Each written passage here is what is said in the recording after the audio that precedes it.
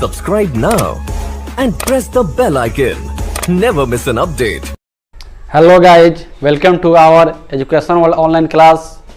देखिए, आज जो हम लोग पढ़ेंगे ये क्लास 11th का मैथ का पहला लेसन है समुच्चय यानी सेट के बारे में पढ़ना है। ठीक है, तो इसमें पढ़ना है सबसे पहले सेट जानेंगे, सेट किसे कहते हैं, उसके बाद सेट को क्या चीज़ से सूचित करते हैं, उसके बाद सेट का परिभाषा क्या है, उसके बाद उसका कितनी विधियाँ है, इसके बारे में आज हम पढ़ेंगे। ठीक है, तो सबसे पहले हम जानेंगे समुच्चय। देखिए, समुच्चय को इंग्लिश में सेट कहते हैं। क्या कहते हैं? सेट कहते हैं। ठीक है, तो जो समुच्चय होता है, तो समुच्चय का आखिर डिफिनेशन क्या होगा, कितने विद्यार्थी को समुच्चय अभी तक समझ में नहीं आता है। तो आप लोग देखिएगा, बहुत आसान तरीका है समुच्चय समझने की। समुच्चय में क्या कहिए, समुच्चय माने क्या होता है कि वस्तुओं को इकट्ठा किया जाता है, संग्रह किया जाता है, कलेक्शन किया जाता है।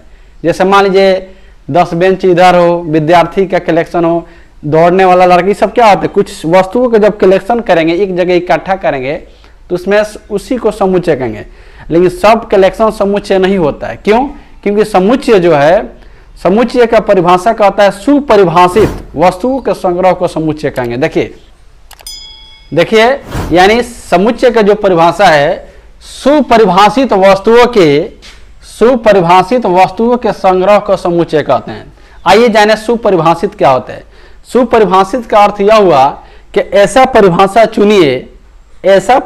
चुना जाए कि मेरे लिए भी वही परिभाषा हो और कोई दूसरा टीचर बनाए तो वही परिभाषा हो, या आपके लिए भी वही परिभाषा हो। एग्जाम्पल के तौर पर मैं कहूँगा कि बताइए भारत के वर्तमान प्रधानमंत्री कौन है, तो मेरा जवाब होगा श्री नरेंद्र मोदी, और आपका भी जवाब होगा श्री नरेंद्र मोदी।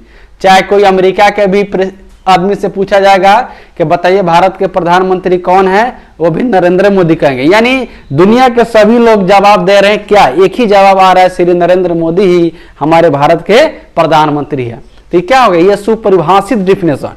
अब मैं कहूंगा कि बताइए कि भारत के पिछला प्रधानमंत्री के नाम बताइए, तो पिछला अभी तक तो करीब 14-15 प्रधानमंत्री रह चुके हैं। तो कोई मनमोहन सिंह का नाम बताएगा, कोई एच.डी. देवेगौड़ा का नाम बताएगा, कोई पंडित जवाहरलाल नेहरू का नाम बताएगा, कोई नरसिम्हा राव का नाम बताएगा, कोई राजीव गांधी का नाम बताएगा, कोई इंदिरा गांधी का नाम बताएगा। तो अलग अलग परिभाषा अलग अलग लोग देंगे। कोई कहेंगे इंदिरा गांधी थी, कोई कहेंगे राजीव गांधी, वो अपना अपना समय के बताएंगे। तो वो जो परिभाषा है वो सुपरिभाषित नहीं है। सुपरिभाषित कहूंगा कि वर्तमान जब बोल दिया जाएगा कि अभी क्या कौन है, नरेंद्र मोदी, एक ही जवाब आएगा। तो यह जो परिभाषा है सुपरिभाषित। और देखिए, अब मैं कहूंगा कि बताइए प्रथम 4 सम संख्या लिखिएगा। तो प्रथम 4 सम संख्या 2, 4, 6, 8 यह वस्तुओं का संग्रह कर दिए। मैं प्रथम 4 सम संख्या 2, 4, 6, 8 आपसे भी पूछेंगे तो यही जवाब होगा। आप ये नहीं कहिएगा कि 10, 12, 14, क्योंकि सम संख्या 2 से स्टार्ट होता है। प्रथम जब बोल दिया जाएगा तो 2 से स्टार्ट होगा। आपसे कहा जाएगा कि 10 प्राकृतिक संख्या लिखिए, तो आप क्या लिखिएगा, 1, 2, 3, प्रथम 10 प्राकृतिक संख्या यही लिखिएगा। ठीक है, लेकिन कुछ ऐसे डिफिनेशन होता है कि जो आपका जवाब अलग हो सकता है, मेरा जवाब अलग हो सकता है। एग्जाम्पल के तौर पर मैं कहूंगा कि भारत के या सबसे खतरनाक जानवर शेर है, तो कोई दूसरा कहेगा सर शेर कैसे है, सबसे खतरनाक जानवर में चीता भी आता है, लोमड़ी भी होता है।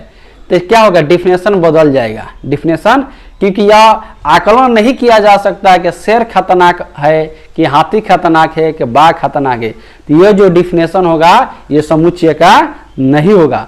समुच्चय का डिफिनेशन देखिए सिंपल है, यहाँ पर लिखे हैं सुपरिभाषित वस्तुओं के संग्रह को समुच्चय कहते हैं। यह सीबीएसई लड़कों के लिए है, a collection of well defined, यानी वैसे चीज जो समुच्चय सुपरिभाषित objects is called a set. यानी जो समुच्चय का डिफिनेशन सुपरिभाषित, सुपरिभाषित का अर्थ होता है कि मेरा लिए जो परिभाषा है उस परिभाषा सब पर लागू होगा, उस परिभाषा के अनुसार आपका भी जवाब और मेरा भी जवाब एक ही होगा, उसी को कहेंगे सुपरिभाषित। एग्जाम्पल के तौर पर कहा जाएगा कि 10 सबसे तेज विद्यार्थी को निकालिए। तो तेज विद्यार्थी की आखिर आकलन कैसे किया जाएगा, कैसे तेज है? तेज में तो आकलन नहीं किया जा सकता, इसलिए विद्यार्थी तेज विद्यार्थी क्या होगा, यह समूह जो होगा सेट नहीं होगा। आइए अब उसके बारे में देखेंगे।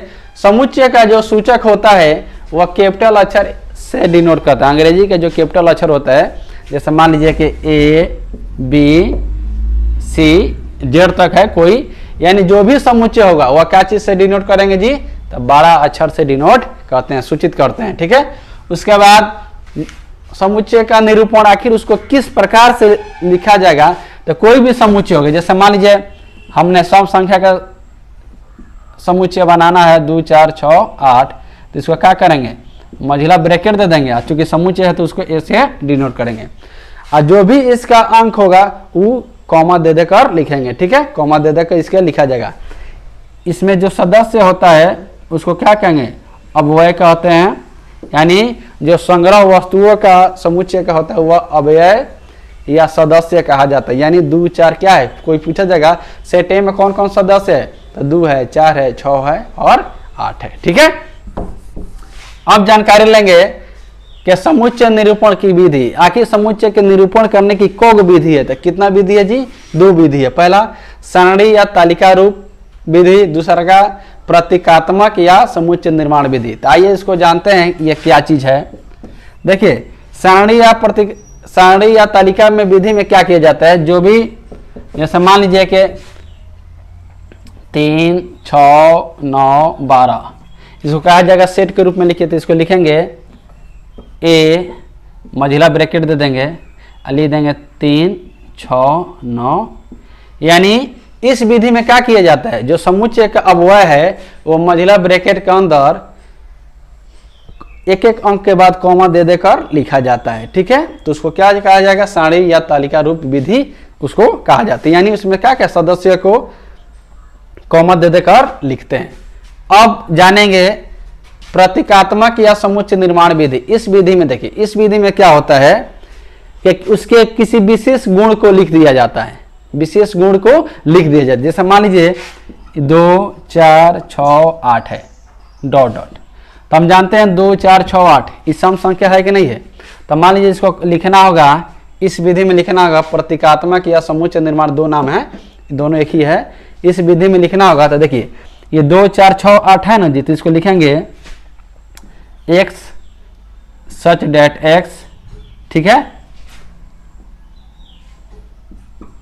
सम संख्या का संग्रह, यानी 2 4 6 8 10 12 डॉट डॉट है, यानी ये क्या चीज है, यह सब सम संख्या है कि नहीं है।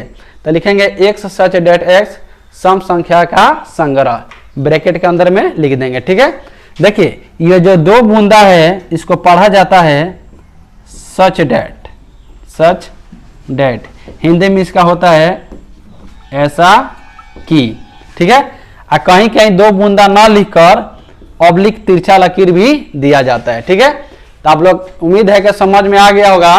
फिर एक बार बता देते हैं कि समुच्चय का क्या होता है। तो वैसा डिफिनेशन जो सर्वत्र के लिए समान हो, जो सभी के लिए एक समान हो, वह क्या होगा, वह क्या होगा, सेट का परिभाषा कहलाएगा। जैसे मान लीजिए सम संख्या समुच्चय होता है, सम संख्या का संग्रह समुच्चय होगा, विषम संख्या का संग्रह समुच्चय होगा। Subscribe now and press the bell icon. Never miss an update.